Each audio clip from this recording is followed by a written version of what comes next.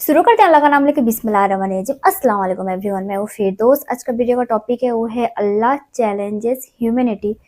And Jin for single version of Quran and here is why. ये जो video में reaction दे रही है हंसी टीवी का वीडियो है। मतलब इन्होंने बताया है जैसे कि बहुत सारा लोगों का कहना है, मतलब जैसे कि कुरान में जो भी सारा चीज लिखा गया है वो मतलब जिन के थ्रू से और इंसान के थ्रू से ही मतलब लिखा गया है, बनाया गया है। इनका कहना है बहुत सारे लोगों का, कुरान में जो भी सारा पॉइंट्स लिखा गया है। तो इस वीडियो में इनका क्या कहना है, इन्होंने क्या बताया, इस वीडियो में देखेंगे। मतलब इंसान या जिन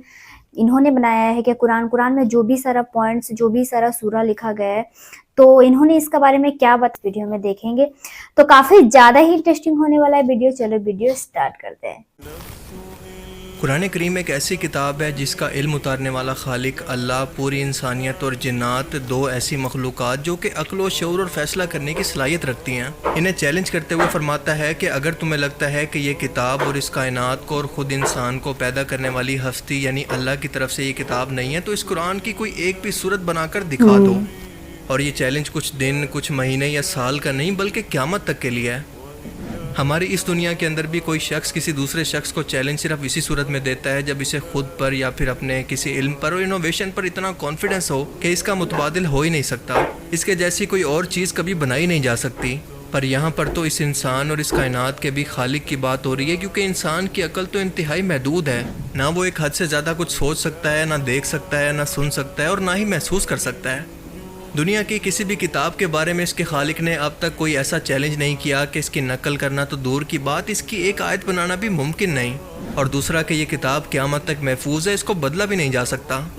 इंसानी तारीख़ के अंदर लाखों किताबें लिखी गई, आसमानी सहीफ़े नाजिल हुए, लेकिन कोई भी आज अपनी असली हालत के अंदर महफूज नहीं है, क्योंकि वक्त के साथ साथ इनके अंदर बदलाव की वजह से इनके पैगाम की बुनियाद, जिस असल पैगाम के साथ इनको उतारा गया था, वो बिल्कुल बदल चुके हैं। मगर कुरान आज भी उन्हीं अल्फाज के साथ बिल्कुल महफूज हालत के अंदर मौजूद है जिनके साथ इसको 1400 साल पहले उतारा गया था।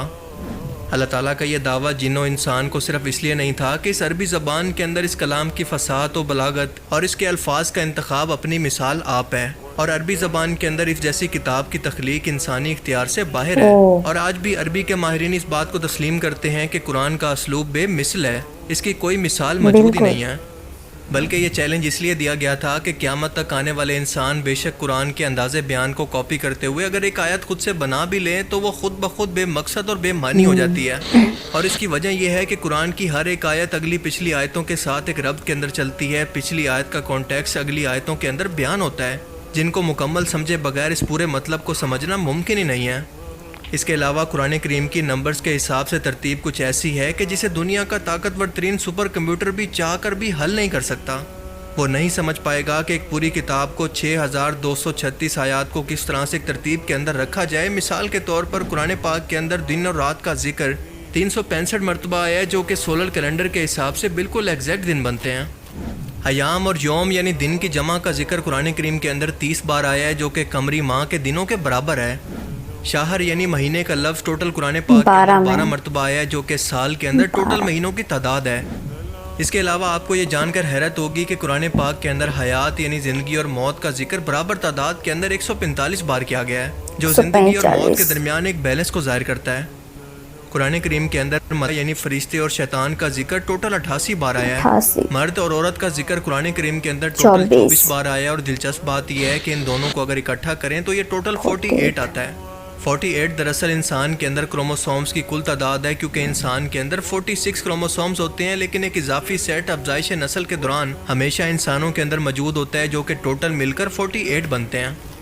कुरान करीम के अंदर दुनिया और आखिरत का जिक्र 115 बार आया है। शैतान का जिक्र कुरान के अंदर 11 बार आया है, जबकि पनाह यानी अरबी के अंदर नस्ताइन और दीगर अल्फाज का जिक्र भी 11 बार आया है। यानी शैतान का जिक्र भी कुरान करीम के अंदर 11 मरतबा आया, और इसके असरात से पनाह लेने की तरगीब भी 11 मरतबा ही दी गई है। कुरान में बर यानी खुश्की का जिक्र 13 मरतबा आया, और बहर यानी समंदर का जिक्र है 32 बार। और आज हम सभी लोग जानते हैं कि ज़मीन के कुल रकबे पर खुश्की और समंदर का तनासुब बिल्कुल यही है, यानी खुश्की 28.8% और समंदर 71.1%। ये सिर्फ चंद मिसालें हैं। कुरान करीम में साइंस के मुतालिक ऐसे इल्म मौजूद हैं जो कि उस वक्त शायद समझना अरब के लोगों के लिए मुमकिन ही नहीं था। لیکن آج ان کی اہمیت ہمیں سائنسی ڈسکوریز کے بعد سمجھ میں آتی ہے، مثال کے طور پر کائنات کی تخلیق اور بگ بینگ تھیوری وغیرہ۔ قرآن کریم کی سورہ الانبیاء کے اندر اللہ فرماتا ہے کہ کیا ان لوگوں نے نہیں دیکھا کہ آسمان اور زمین آپس میں جڑے ہوئے تھے، پھر ہم نے ان کو الگ کیا۔ یاد رہے کہ بگ بینگ تھیوری کے مطابق کائنات واحد ایک نقطے سے وجود کے اندر آئی اور اس کے بعد یہ پھیلنے لگی۔ قرآن کریم کی یہ آیت دراصل کائنات کے آغاز کے بارے میں بہت بڑا اشارہ دیتی ہے اور یہ بتاتی ہے کہ اللہ تعالیٰ نے کیسے ایک نقطے سے اس کائنات کو پھاڑ کر اس کو پھیلانا شروع کیا۔ اس کے علاوہ قرآن کریم کی سورہ الذاریات کے اندر اللہ فرماتا ہے کہ ہم نے آسمان کو اپنی طاقت سے بنایا اور بے شک ہم اس کو پھیلا رہے ہیں۔ سائنسدانوں میں پہلی مرتبہ ایڈون ہبل نے اپنی دوربین کے ذریعے 1929 کے اندر یہ ڈسکور کیا کہ ہماری یہ کائنات مسلسل پھیل رہی ہے، اور اس بات کو قرآن کریم کے اندر 1400 سال پہلے پیشن گوئی کے طور پر بیان کیا گیا۔ قرآن کریم کی سورہ النبا کے اندر بیان ہوتا ہے کہ کیا ہم نے زمین کو بچھونا اور پہاڑوں کو میخیں نہیں بنایا؟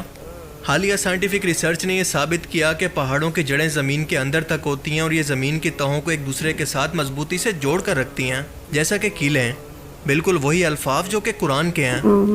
سورہ المومنون کے اندر اللہ تعالیٰ انسانی تخلیق کے مراحل بیان کرتا ہے، یعنی نطفہ، علقہ، مغزہ وغیرہ، یعنی 9 مہینے کے درمیان بننے والی تمام سٹیجز، اور آج کی جدید ایمبریولوجی نے اس بات کی تصدیق کر دی ہے۔ سورہ الرحمن کے اندر اللہ فرماتا ہے کہ اس نے 2 سمندروں کو آپس میں ملا دیا اور دونوں کے درمیان یہ پردہ ہے کہ وہ اپنی حد سے تجاوز نہیں کرتے۔ اور آج ہم سبھی لوگ جانتے ہیں کہ دنیا کے اندر کئی مقامات ایسے ہیں جہاں پر 2 سمندر آپس میں ملتے تو ہیں لیکن ایک دوسرے کے اندر مکس نہیں ہوتے۔ قرآن کریم کی سورہ الحدید کے اندر ذکر ہے کہ ہم نے لوہا اتارا جس کے اندر سخت قوت اور لوگوں کے لیے فائدے ہیں۔ حالیہ سائنٹیفک ریسرچ کے مطابق لوہا زمین پر پایا ہی نہیں جاتا بلکہ خلا کے اندر ستاروں کی موت کے بعد بنتا ہے اور اس کے بعد زمین پر پہنچا۔ سورہ القیامہ کے اندر یہ کہا گیا کہ کیا انسان یہ گمان کرتا ہے کہ ہم اس کی ہڈیوں کو جمع نہیں کر سکیں گے؟ ہم تو اس کی انگلیوں کے پور کو بھی درست کر سکتے ہیں۔ ہر ایک انسان کے فنگر پرنٹ دوسرے انسان سے مختلف ہوتے ہیں اور اسی لیے ان کو سیکیورٹی کے طور پر بھی استعمال کیا جاتا ہے، اور یہ حقیقت قرآن کریم کی اس آیت کے اندر واضح طور پر موجود ہے۔ سورہ الانعام کے اندر کہا گیا ہے کہ جس کو اللہ ہدایت دینا چاہتا ہے تو اس کا سینہ اسلام کے لیے کھول دیتا ہے، اور جس کو گمراہ کرنا چاہے تو اس کا سینہ تنگ کر دیتا ہے جیسا کہ وہ آسمان کی طرف چڑھ رہا ہو۔ اور یہ بات ہمیں صرف اس صورت معلوم ہوئی جب ہم نے ایئر ٹریول کرنا شروع کیا، یعنی ہوائی جہاز کے اندر سفر کرنے کے بعد ہمیں یہ حقیقت پتہ چلی۔ سورہ النحل کے اندر شہد کی مکھیوں کے نظام کے بارے میں اللہ فرماتا ہے کہ اللہ نے انہیں اپنی طرف سے اپنے گھروں کی تعمیر، پھلوں کے رف جمع کرنا اور شہد بنانے کا حکم دیا ہے۔ آج کی ماڈرن سائنس نے شہد کی مکھیوں کے مشکل ترین نظام اور ان کے راستوں کو تلاش کرنے کے قدرتی طریقے کو اب سمجھنا شروع کیا ہے۔ اب آپ مجھے بتائیں کہ کیا کوئی انسان ٹائم سے پہلے اتنی بڑی سائنسی کھوجیں اپنی کتاب کے اندر ٹو دی پوائنٹ لکھنے کی جرت بھی کر سکتا ہے؟ اس کے لیے تو یہ سوچنا بھی بالکل امپاسبل ہے، اور یہ صرف ایک پوائنٹ قرآن کریم کی صرف ایک آیت کو لکھنے کے اندر بھی سب سے بڑی رکاوٹ ہے۔ لیکن امیجن کریں کہ اگر کوئی انسان، کوئی جن یا پھر کوئی سپر کمپیوٹر اس مرحلے کو بھی کسی طرح سے پار کر لے تو وہ آج سے 1400 سال بعد ہونے والے کسی ایونٹ کو کیا پیشن گوئیوں کی صورت اپنی کتاب کے اندر بیان کر سکتا ہے؟ کیونکہ قرآن کریم کے اندر کچھ ایسی پیشن گوئیاں بھی موجود ہیں جو یہ ثابت کرتی ہیں کہ اس کتاب کا خالق یعنی اللہ تعالیٰ وقت سے پہلے اس ٹائم کو یا پھر اس ایونٹ کو دیکھ رہا تھا جو کہ مستقبل کے بارے میں پیشن گوئی کے طور پر بیان کیا گیا۔